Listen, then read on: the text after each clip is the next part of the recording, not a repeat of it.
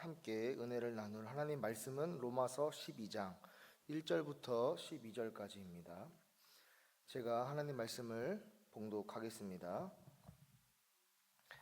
그러므로 형제들아, 내가 하나님의 모든 자비하심으로 너희를 권하노니 너희 몸을 하나님이 기뻐하시는 거룩한 산 제물로 드리라. 이는 너희가 드릴 영적 예배니라. 너희는 이 세대를 본받지 말고 오직 마음을 새롭게 함으로 변화를 받아 하나님의 선하시고 기뻐하시고 온전하신 뜻이 무엇인지 분별하도록 하라. 내게 주신 은혜로 말미암아 너희 각 사람에게 말하노니 마땅히 생각할 그 이상의 생각을 품지 말고 오직 하나님께서 각 사람에게 나누어 주신 믿음의 분량대로 지혜롭게 생각하라. 우리가 한 몸에 많은 지체를 가졌으나 모든 지체가 같은 기능을 가진 것이 아니니 이와 같이 우리 많은 사람이 그리스도 안에서 한 몸이 되어 서로 지체가 되었느니라. 우리에게 주신 은혜대로 받은 은사가 각각 다르니 혹 예언이면 믿음의 분수대로, 혹 섬기면 일이면 섬기는 일로, 혹 가르치는 자면 가르치는 일로, 혹 위로하는 자면 위로하는 일로, 구제하는 자는 성실함으로, 다스리는 자는 부지런함으로, 긍휼을 베푸는 자는 즐거움으로 할 것이니라. 사랑에는 거짓이 없나니 악을 미워하고 선에 속하라. 형제를 사랑하여 서로 우애하고 존경하기를 서로 먼저 하며 부지런하여 게으르지 말고 열심을 품고 주를 섬기라. 소망 중에 즐거워하며 환난 중에 참으며 기도에 항상 힘쓰며. 아멘.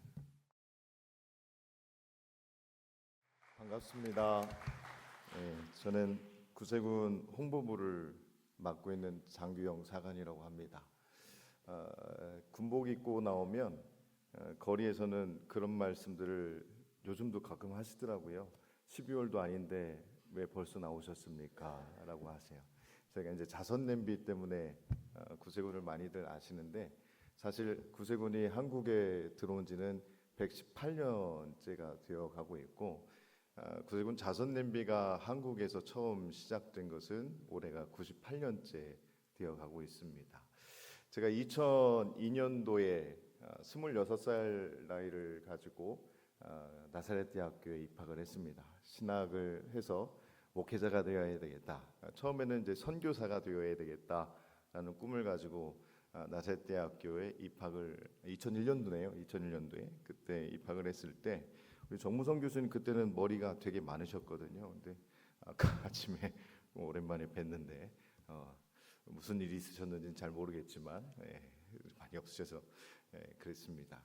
그때는 예배당이 또 이렇지도 않았어요. 그냥 예전 모습 뭐 기억하시는 분들도 계시겠지만 이렇게 깔끔하게 오붓하진 않았던 것 같은데 너무 오붓해서 너무 감사하고 좋습니다. 제가 나사렛 대학교 또 몸담고 있었던 사람이다 보니까 지나가면서 항상 이렇게 지나가면서 많이 보거든요. 그리고 한 10몇 년 전에 저희 아들을 데리고 한번 대학교에 왔는데 낯설더라고요. 없던 건물들이 많이 생겨나고, 예전에 제가 공인학번 신학생으로 있을 때 제가 저희 동기 다 어린 후배 동생들하고 같이 공부를 할 때 그때도 대부분 학생들이 놀러 오는 학생들이 꽤 많았고 열심히 공부하는 학생들도 있었습니다. 뭐 여기 교무처에 보시면 아시겠지만 제가 그때 당시에 성적 장학금을 받고 다녔던 학생 중에 하나였었어요. 정문성 교수님은 제외가 됐었고 저는 항상 1등 아니면 2등 막 이렇게 했던 놀라운 그런 역사를 이뤘던 학생 중에 하나였습니다. 학생들이 매일같이 노는 거에 너무 정신 팔려 있어서 제가 하루는 우리 학생들 동생들이니까 한 6명 모아놓고 정남수 기념관, 예전에 요 앞에 기숙사 앞에가 잔디밭이었거든요. 거기에서 제가 기타 하나를 메고 같이 모여서 찬양을 했습니다. 잔디밭에 앉아서 처음에 6명 정도가 모여서 찬양하고 간증도 했고, 또 좀 지나니까 매주 화요일마다 했던 것 같아요. 매주 화요일마다 점심 먹고 그냥 1시간 정도씩 이렇게 찬양하고 그 안에서 막 그렇게 했던 것 같습니다. 몇 주가 지나니까 뭐 20명이 되고 뭐 30명이 되고 40명이 되고 그 안에서 또 눈물도 흘리고 기도도 하고 그랬던 기억이 납니다. 근데 얼마 전에 우리 교수님하고 통화하는데 나사렛대학교의 신학생들이 1, 2, 3학년, 4학년 다 합쳐서 40명 정도밖에 안 됩니다라고 말씀하셨을 때 조금 안타까운 마음이 좀 있었습니다. 제 아들이 감신대 올해 들어갔어요. 감신대 들어왔는데 며칠 전에 제가 아들을 불러놓고 어때 학교 다니는데 재밌어? 그랬더니 일단 70인령 나오면서 구약이 재미없어졌고 그러고서 동기라고 하는 분들이 대부분 이제 나이가 많이 있으신 50대, 60대 이런 분들이 1학년으로 막 이렇게 들어오는 그런 상황이다 보니까 또래 아이들이 많이 없는 거죠. 또래 친구들이 많이 없어서 좀 재미없습니다라고 이야기를 하더라고요. 좀 한국 교회, 한국 청년들의 현실이 아닌가. 비단 나사렛대학교나 감신대학교나 뭐 다른 신학대학교들 다 공통적으로 가지고 있는 그런 고민이고 좀 그런 앞으로의 과제가 아닌가라는 그런 생각을 해보게 됩니다. 저한테 30분이 주어졌네요. 그래서 짧게 설교하면 여러분이 굉장히 기뻐하시고 좋아할 것 같은데 하여튼 최대한 노력을 해서 짧게 한번 해보겠습니다. 어떤 사람이 회사에서 굉장히 인정받는 사람이었어요. 인격이 좋다, 배려가 깊다 그런 평을 듣는 그런 상사가 있었습니다. 근데 그 가족에게 물어봤더니 그 사람이 그럴 사람이 아닙니다. 회사에서는 천사인데 집에서는 소리도 많이 지르고 또 말로 사람을 굉장히 불편하게 하고 마음이 무너지게 하는 그런 사람입니다. 그 사람이 말하는 인성이나 도덕이라면 절대로 배우고 싶지 않습니다라고 대답을 했다고 합니다. 겉모습하고 실제 삶이 다른 모습을 본 사람들이 그 사람이 말하는 가치 자체를 신뢰하지 않게 되는 그런 상황이다라고 보여지게 되죠. 저는 이 이야기를 보면서 그런 생각을 했습니다. 예수 믿는 사람들은 과연 이 부분에 어느 정도가 해당되지 않고 해당될까라는 생각을 했습니다. 사람이라는 영어 단어가 뭐죠? person이라는 단어를 사용하죠. 근데 person이라는 단어의 그 유래를 살펴보면 페르소나라는 단어에서 유래가 됐다고 합니다. 근데 페르소나는 어떤 거였냐면 고대 그리스 로마 연극 배우들이 연극을 하기 위해서 이 무대 위에서 연극을 할 때 가면을 쓰는 그것을 가지고 페르소나라고 칭했다고 합니다. 사람을 뜻하는 퍼슨이 가면을 뜻하는 페르소나에서 파생되었다는 것을 우리가 좀 주목해 볼 필요가 있다라고 생각됩니다.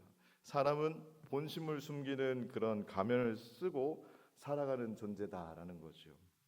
바꿔서 생각을 해볼 때 제가 그 생각도 했어요. 만약에 예수님을 믿는 사람들은 거룩하고 축복된 이 부름을 받게 되었지만 몇몇 그리스도인들은 거룩함을 가면으로 대신하며 살아가는 사람들을 우리가 어렵지 않게 지금 시대에서는 많이 만날 수가 있게 된다라는 거죠. 복음으로 살아야 되고 하나님의 은혜에 반응하는 삶으로 살아가야 되지만 그리스도인이라는 아주 좋은 가면을 얻어 쓰게 되고 그것을 이용해서 하나님의 덕만 보려 하는 사람들이 점점 더 많아지고 있는 것에 우리가 아픔을 감추지 못한 그런 세대 가운데 살아가고 있습니다. 여러분은 가면으로 덮여 씌워진 그리스도인으로 살아가고 싶으십니까? 아니면 삶 자체가 그리스도인으로 인정받는 그런 사람으로서의 삶을 사시길 원하십니까? 우리가 그리스도인으로 살아가는 동기는 어디에서 오는 것일까요? 오늘 본문 1절 말씀을 통해서 보게 되면 첫 번째 보니까 그러므로라는 첫 단어가 맨 앞에 쓰여져 있습니다. 그리고 두 번째는 하나님의 모든 자비하심으로라고 하시는 말씀입니다. 첫 번째인 그러므로는 로마서 1장에서 11장까지 그 말씀을 쭉 우리가 요약해서 보면 모두가 다 죄인이고 그래서 하나님의 의로 인해서 우리가 의인이 되었다라는 것, 그리고 이스라엘 민족이 복음을 거부하고 율법을 고집하고 있지만 결국에는 예수님 앞에 돌이킬 날이 올 것이다라는 그 믿음, 이 모든 것에 대해서 그러므로라는 그러므로를 믿는 사람들, 구원받은 사람들은 복음이 기반이 돼서 우리 모두 자신을 하나님 앞에 드릴 수 있음에 드릴 수 있어야 되는 것에 대해서 말씀을 하고 있는 것입니다. 그래서 바울은 12장부터 구원받은 사람은 이렇게 살아야 됩니다. 아니면 이렇게 살 수 있다, 이렇게 살아야 한다라는 의미를 담고 있는 말이 그러므로라고 함축되어질 수 있다라는 거죠. 여러분, 예수 그리스도의 이름으로 구원을 받으셨습니까? 수없이 많이 물음을 들으셨을 것 같아요. 저도 한 100번 정도는 들은 것 같습니다. 예수 믿고 구원 받으셨습니까? 정말 구원에 확신이 있으십니까? 그럴 때마다 머뭇거리는 사람도 있을 것이고, 어떤 사람은 또 당당하게 확신이 있습니다라고 말하는 사람들도 있겠지요. 우리가 그렇다면 우리가 삶에서부터 변화가 일어나야 되는데, 구원받은 사람으로서의 삶은 어때야 될 것인가? 여러분의 삶의 모습은 어떻습니까? 페르소나를 뒤집어 쓰고 살아가고 계십니까? 아니면 있는 모습 그대로 하나님 앞에 다 맡기고 구원의 감격 가운데 살아가고 계십니까? 전자의 모습이 여러분 가운데 어떤 분들의 모습이 있다라고 한다면, 예수 믿으면서 알게 된 수많은 말씀과 진리는 머릿속에 여전히 존재하고 있지만, 그러므로가 사라져버렸기 때문에 힘을 잃고 무기력한 신앙을 소유한 자신의 모습을 발견하게 될 수밖에 없다라는 것입니다. 두 번째 단락도 마찬가지예요. 그리스도인으로서 살아갈 충분한 이유는 은혜에 대한 감사함으로의 반응뿐이다라는 것입니다. 여러분은 기억하실지 모르겠지만, 누구든지 우리는 예수 믿기를 결정하고 앞으로 어떻게 살아가야 될 것인가를 생각하게 됩니다. 왜냐하면 교회라는 거룩한 공간에서 만나는 예수 그리스도의 이름과 그분의 은혜를 알아가기도 전에 먼저 드는 생각은 도덕적으로나 율법적으로 우리가 깨끗한 삶을 살아야 되지 않겠나라는 그런 막연한 생각을 좀 갖게 된다라는 거죠. 저도 그랬습니다. 초등학생 때는 교회 다닐 때 간식을 주니까 그냥 열심히 다녔습니다. 엄마가 그때 당시는 100원 헌금 주면 그 100원을 가지고 가서 헌금하면 300원어치 막 간식을 주니까 열심히 기쁨으로 다녔습니다. 그러다 고등학생이 돼서 교회 가서 앞에 계신 전도사님께서 말씀하실 때 왠지 그분께서 저를 너무 잘 알고 있을 것 같다는 생각을 하게 되었고, 고등학생인데도 전도사님 왠지 깨끗한 삶을 사시는 것 같고 저는 전혀 그렇지 못한 삶을 사는 것 같아서 들키지 않으려고 꼭꼭 숨기며 살아가려고 노력했던 것 같습니다. 그러면서 생각하기를 이제는 앞으로 착하게 살아야 되겠다. 잘못된 생각이죠. 예수님의 말씀대로 살아야 되겠다라는 생각을 가져야 되는데 그저 착하게 살아야 되겠다라는 마음만 내 마음속에 가득 있었다라는 거죠. 예수님을 아직 인격적으로 만나지 못한 제 모습이 그런 모습이었습니다. 아시겠지만 우리가 예수를 믿고 난 다음의 삶은 단순히 착하게 살아가려고 노력하는 삶이 살아간다는 그 이상의 차원으로 살아가야 됩니다. 늘 하나님 앞에 말씀 앞에서 신실하게 살아가려고 노력하는 그런 삶이 우리 안에 분명히 필요한 것이지요. 거룩하게 구별하고 우리의 삶을 산 제물로 드리는 것, 그것이 바로 1절에 나와 있는 영적 예배로의 삶입니다. 바울은 예수님에 의해 구원을 받은 자들이 지켜야 할 대원칙을 선언합니다. 첫 번째 원칙은 바로 우리 몸을 하나님이 기뻐하시는 산 제물로 드리는 것입니다. 구약 시대 제도는 짐승을 죽여서 제물로 하나님 앞에 드렸습니다. 짐승을 죽이는 것은 제사 드리는 사람의 죄로 인해 대신 죄의 값을 지불한다라는 의미가 있었죠. 이러한 원리를 가장 구체적으로 보여준 사건이 출애굽 당시 유월절 사건입니다. 어린 양의 피가 문설주에 묻어져 있으면 그 집의 장자와 모든 동물의 첫 새끼들이 없으면 죽었지만, 어린 양의 피가 있는 이스라엘 집은 여호와께서 그냥 넘어갔던 그 사건이 유월절의 그 은혜였다라는 거죠. 구약의 제사는 장차 오셔서 하나님 백성을 위해 대속의 죽음을 당하실 메시아의 구속 사역을 상징하는 그런 사건이었습니다. 우리가 잘 알다시피 신약에 와서 예수께서 이 땅에 오셨고 예수님의 피 흘리심으로 인해서 우리의 죄가 사하여지고 부활을 통해 구원의 역사가 이루어짐을 우리 모두는 다 믿고 있습니다. 오늘 본문 1절에서 말하는 산제물이 된다라는 것은 하나님의 뜻에 자신의 전부를 내맡긴다라는 것입니다. 능동적으로는 하나님이 말씀하시는 것이면 그것이 무엇이든 기꺼이 순종하겠다라는 것이고, 수동적으로는 하나님이 우리의 삶에 허락하신 것은 무엇이든 기꺼이 감사하게 받아들이겠다라는 의미입니다. 산재물은 재물이 살아있기 때문에 이 일이 계속 된다라는 의미예요. 재물은 원래 어떻게 하는 거예요? 죽이는 것이죠. 근데 재물이 살아있게 이 일이 계속된다라는 것은, 산재물은 살아있는 죽음으로 해석이 될 수 있는데, 살아있는 죽음이라는 것은 뭘까요? 여러분, 내 자아가 죽어져야 되고, 내 자존심이 죽어져야 되고, 내 욕심이 죽어져야 되고, 내가 생각하는 욕망들이 다 죽어져야 된다라는 거예요. 어떤 사람이요? 하나님 앞에 구원을 경험한 사람들, 얻은 사람들, 구원의 감격 가운데 살아가는 사람들은 매일같이 우리가 산재물로 그렇게 살아있지만 죽어지는 삶을 살아야 된다라는 겁니다. 이 의미를 자세히 생각해 보면 이렇게 또 말할 수 있을 것 같아요. 우리의 전부를 하나님의 뜻에 맡기고 순종할 수 있도록 우리의 태도를 끊임없이 새롭게 해야 한다. 누가복음 9장 23절에서 23절 24절에 나오는 자기를 부인하고 날마다 제 십자가를 지고의 삶, 즉 예수를 따르는 삶이 되어야 된다라는 겁니다. 제가 아까 말씀드렸던 것처럼 앞에서 전도사님이 설교 말씀을 할 때 왠지 내 마음속에 있는 모든 더러운 것들을 다 보고 있는 것 같은 그런 생각이 들 때, 제가 먼저 생각했던 것이 뭐였냐면, 착하게 살아야 되겠다, 좀 정직하게 살아야 되겠다, 이게 아니라 내가 그리스도 앞에서 산재물로 살 때는 내가 예수를 따르는 삶, 말씀 앞에 서는 삶, 말씀대로 살아가는 삶이 되어야 되겠다라는 것입니다. 그래서 오늘 1절에 나오는 말씀처럼 저와 여러분의 삶이 매일 산재물로 드려지는 삶이 될 수 있기를 주의 이름으로 축복합니다. 둘째는 타락한 가치관을 따르지 말고 하나님의 뜻을 따르는 것입니다. 2절 말씀을 여러분 성경 같이 한번 읽어볼까요? 함께 읽겠습니다. 시작. 너희는 이 세대를 본받지 말고 오직 마음을 새롭게 함으로 변화를 받아 하나님의 선하시고 기뻐하시고 온전하신 뜻이 무엇인지 분별하도록 하라. 아멘. 아까 교수님이 그런 말씀을 하시더라고요. 어제 주일이어서 교회에서 아멘을 많이 하셔서 오늘 이 현장에서는 아멘도 잘 안 하실 거고 잘 따라하지 않을 거니까 마음에 부담감을 갖지 말아 주십시오라고 부탁을 하셨고, 앞에 아무도 안 앉아 계실 겁니다 라고 부탁을 이렇게 좀 말씀을 해주셨습니다. 하나님이 우리를 기뻐하시기 때문에 우리는 하나님을 기쁘시게 하는 삶을 살 수 있는 것입니다. 여러분, 무슨 얘기예요? 저는 어렸을 적에 아버지가 굉장히 무서웠어요.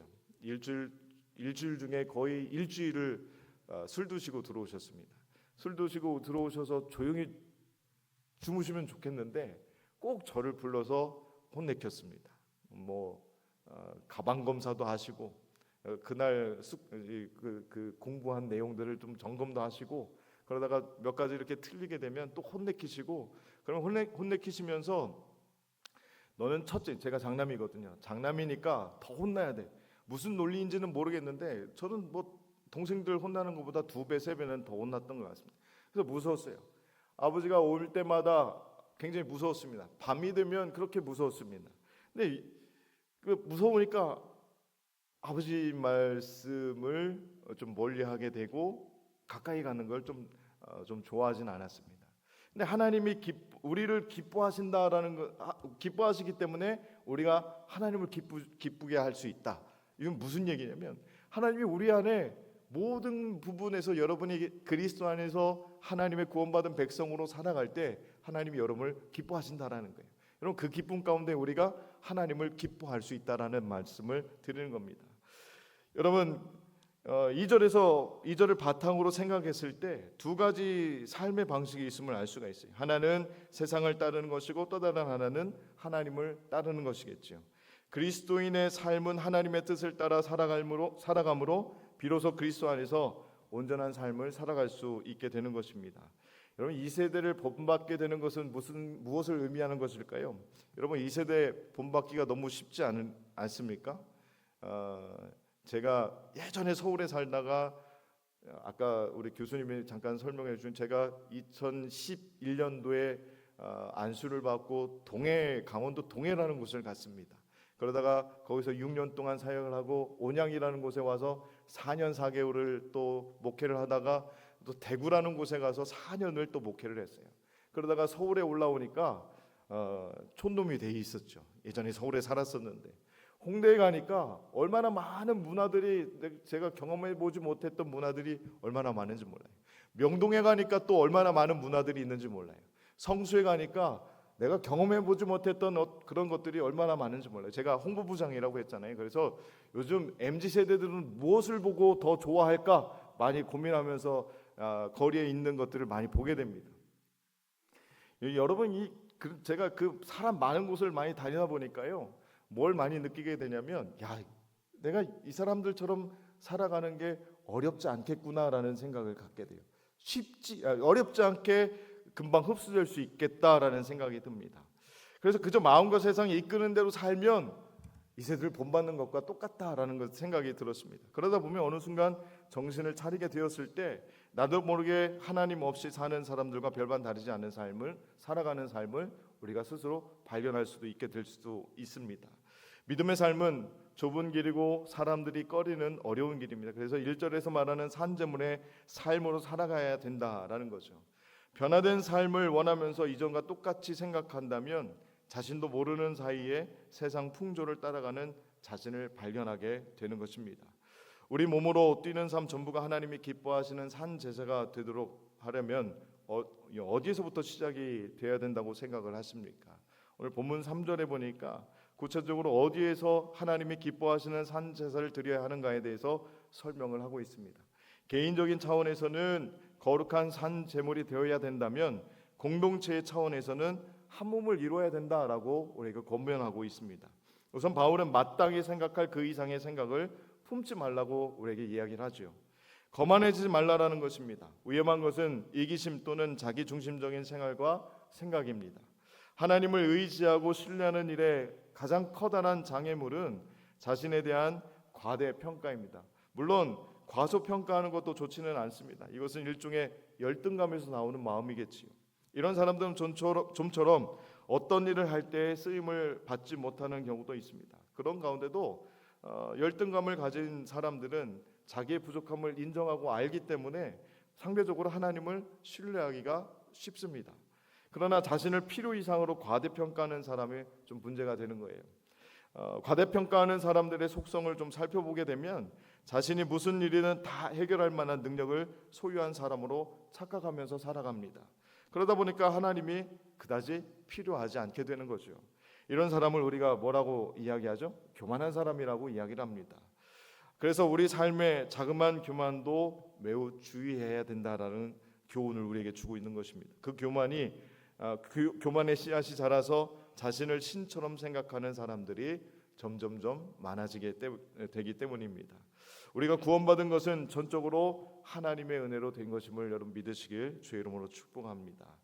그러나 우리가 구원받았다는 사실이 우리가 하나님이 되는 것을 의미하는 것은 아니죠. 그래서 그리스도를 믿고 있는 우리들에게 하나님은 믿음의 분량을 제한하고 계십니다. 우리가 믿음을 가지고 있어도 여전히 제한된 존재이며 구원을 받았지만 하나님의 용서를 받은 사람에 불과하다는 사실을 우리가 잘 알고 있습니다. 사람은 스스로 겸손하며 하나님을 의지할 수밖에 없는 그런 존재라는 것을 여러분 매일같이 인정하고 그렇게 겸손히 살아가는 저와 여러분이 될 수 있기를 주의 이름으로 축복합니다. 그리스도인의 삶의 핵심은 하나님을 존귀히 여기고 이웃을 섬기는 삶입니다. 아까 총장님하고 교수님하고 같이 이야기한 것 가운데 나사렛이나 구세군이나 웨슬리안이기 때문에 거의 비슷하다. 구세군의 슬로건이 뭔지 아십니까? 마음은 하나님께, 손길은 이웃에게라는 슬로건을 달고 있습니다. 좀 우리는 똑같아요. 우리가 그냥 그 표현만 쓰는 거지 모든 교회들은 똑같은 마음을 가지고 있을 거라고 저는 생각합니다. 마음은 우리의 생각은 다 하나님 앞에 드리지만 우리의 손길은 이웃에게 드리는 것, 이것이 하나님을 사랑하고 이웃을 사랑하는 그런 길이기 때문에 우리는 그렇게 살아가야 될 필요가 그런 이유가 있다라고 생각되어집니다. 제가 얼마 전에 여러분 잘 아시는 김동호 목사님이 설교하시는 유튜브 방송을 좀 이렇게 보고 있는데 그분의 말씀 가운데 막내 아들 이야기가 소개가 되었습니다. 막내 아들이 부목사 생활을 하다가 빈티지 옷가게를 하나 만들었대요. 몇 년 전 이야기인 것 같아요. 여러 가지 좋지 않은 상황에 김동호 목사님이 아들 목사에게 그렇게 이야기했다고 합니다. 필요하면 몇 년 동안은 내가 생활비를 좀 도와줄게라고 이야기를 했다고 해요. 근데 아들이 그렇게 이야기했습니다. 고맙습니다. 그런데 안 받겠습니다. 그러면 주기도문에 일용할 양식을 주시옵소서가 이루어지지 않지 않습니까? 라고 대답을 했습니다. 근데 제가 주목한 부분은 그 다음 부분이었었어요. 주중에 옷가게를 하다가 주말 주일에는 교회 사역을 한다고 합니다. 왜냐하면 목사니까요. 그런데 주중에 옷가게를 하면서 사람들을 많이 만나죠. 최대한 그러면서 만나면서 최대한 그리스도인으로 잘 살아가야 되겠다 싶어서 최선을 다해 오신 분들을 섬기고 정성스럽게 맞이한다고 합니다. 그래야 자신이 설교하러 이렇게 올라갔을 때, 단위에 올라갔을 때 부끄럽지가 않을 것 같아서 최대한 그리스도인으로 살아가려고 노력하고 산다는 이야기를 들었습니다. 제가 그 이야기를 들으면서 좀 제 삶도 돌아봤습니다. 과연 나는 어떻게 살고 있을까? 저희 사무실에 일반 직원들이 한 25명 정도 있어요. 아까 말씀드렸지만 여기 계신 분들은 다 교회 다 다니시는 분들이잖아요. 저희 직원들 중에 반은 교회 안 다닙니다. 그 교단인데 반이 왜 교회 안 다니냐면 제가 있는 부서는 일반 NGO 부서하고 같은 그런 일을 합니다. 그러다 보니까 교회 안 다니고 전공이 그런 분들이 저희 사무실에 많이 이제 업무를 보고 있습니다. 아침에 출근하면 제가 책상 머리에 앉아서 기도부터 합니다. 정말 저 나름대로는 굉장히 처절한 기도예요. 오늘도 하나님 제 삶과 마음을 지켜주셔서 나를 만나는 모든 사람들이 상처받지 않게 도와주십시오라고 매일 아침 기도를 합니다. 나름대로는 그 기도 시간이 저한테는 굉장히 처절하게 드려지는 시간입니다. 왜냐하면 목회 현장에서 목회에만 집중할 때는 괜찮았어요. 업무로 교인들을 만나진 않았으니까요. 근데 지금 맡고 있는 일과 위치는 직원들이 실수하거나 어떤 업무에 부족한 면을 보이게 되면 그 마음을 지키기가 쉽지 않습니다. 그래도 그런 직원들이 생겨나면 제가 그 직원들을 불러놓고 이야기하기 전에 수십 번을 생각합니다. 뭐라고 말해야 상처를 받지 않을까? 뭐라고 이야기해 줘야 마음의 불편함이 없이 다독이며 맡겨진 일을 잘 마무리할 수 있을까? 그 직원들은 제가 목회자라는 걸 너무 잘 알아요.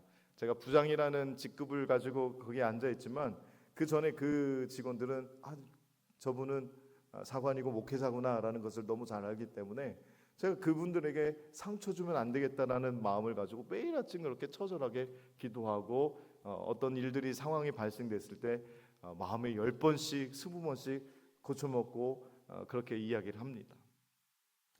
그런 생각도 해봤습니다. 제가 직장 생활 아닌 직장 생활을 하다가 보니까 교인들은 어떨까? 직장이나 가정에서 일주일 내내 인생이라는 거대한 파도와 부딪히며 살아갈 텐데 그러고 나서 주일에 와서 예배를 드릴 때 그 마음에 힘든 것들이 얼마나 많이 회복되어지고 돌아갈 수 있을까? 예배를 통해 회복이 되어야 될 텐데라는 마음을 갖게 되었습니다. 그리스도인으로 살아가는 것은 매일같이 우리 자신을 쳐내야 되는 것이고 참아내야 되고 조금씩 뒤로 물러나 있어야 되는 삶이죠. 그러나 이것이 손해보는 삶이라고 여기지 않게 되기를 다 같이 소망합니다. 오래전 어떤 선교사님이 그러셨다고 해요. 사막지대에서 선교하는 분이셨는데 풀 한 폭이 나무 한 그루가 없는 불모의 지대에 선교사님 집이 덩그러니 하나 놓여 있었다고 합니다. 그러던 어느 날 선교사님의 사모님께서 부엌 바로 뒤에서 아름다운 한 떨기의 꽃이 활짝 핀 것을 보고는 기적 같은 일이 일어났다라고 생각을 했습니다. 그런데 이 기적이 어떻게 일어난 일이었냐면 매일같이 그 사모님은 설거지할 때마다 그 설거지한 물을 뒤뜰에 같은 장소에 매일같이 버리셨어요.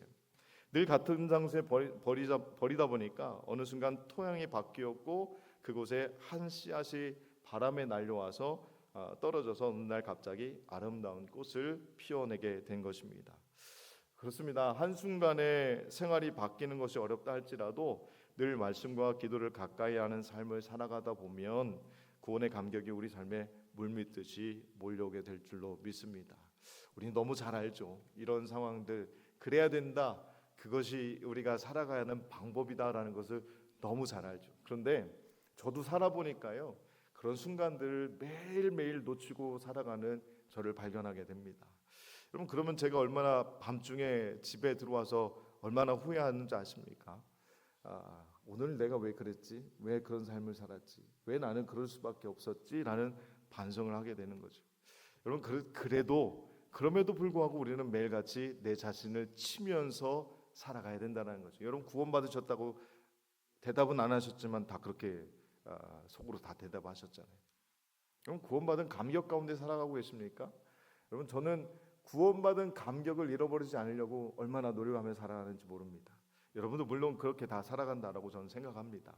여러분 그 구원의 감격 가운데 매일의 삶 속에서 쳐내야 될 것을 과감하게 쳐내고 포기해야 될 것을 과감하게 포기할 수 있는 그런 삶이 여러분 삶 속에서 매일같이 회복될 수 있게 되기를 주의 이름으로 축복합니다.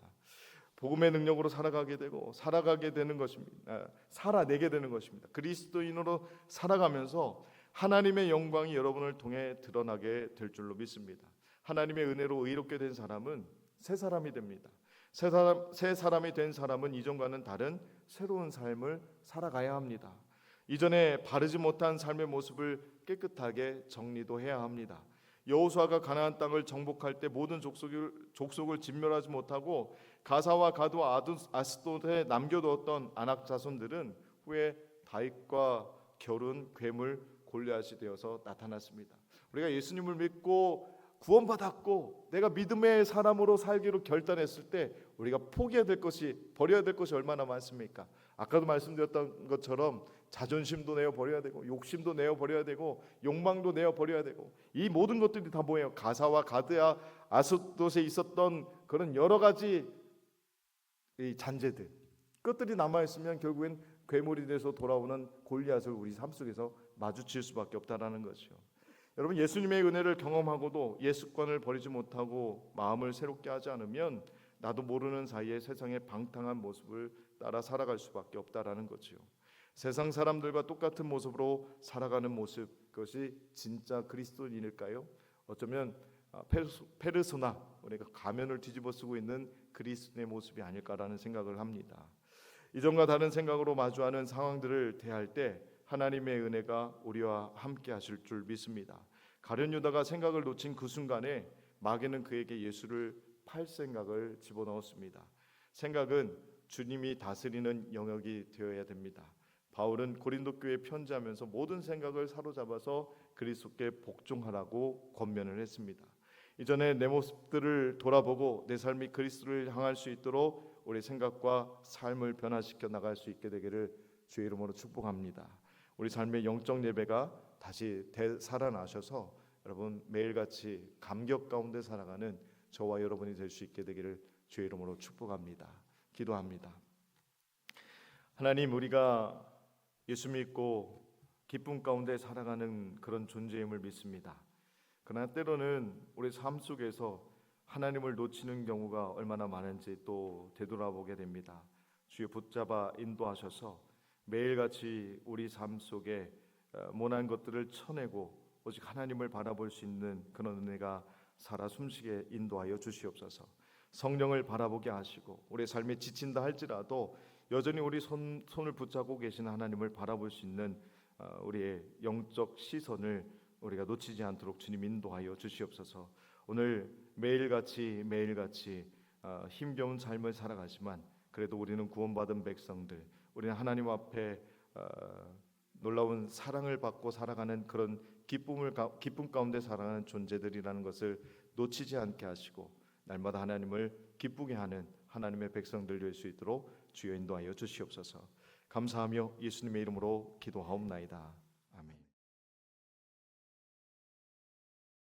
이제는 우리를 죄악에서 건져주신 예수 그리스도의 은혜와 하나님의 극진하신 사랑하심과 내주 감화감동 교통하심 가운데 날마다 지키시고 인도하시고 구원의 감격 가운데 살아갈 수 있도록 인도하시는 거룩한 성령 가운데 아버지 하나님, 오늘 이곳에서 예배하는 우리 모든 나사렛 대학교 교직원, 그리고 총장님, 교수님들 모두가 하나님, 정말 하나님 안에서 기뻐하고 하나님을 사랑하는 마음 하나님께서 잘 아실 줄 믿사오니 저들의 삶을 지켜주시길 간절히 소망하고, 저들의 삶을 통해서 또 다른 사람들이 영향을 받고 하나님 앞에 돌아올 수 있는 귀한 은혜의 역사들이 나타날 수 있기를 간절히 소망하며, 거룩하신 예수 그리스도의 이름으로 간절히 축원하옵나이다.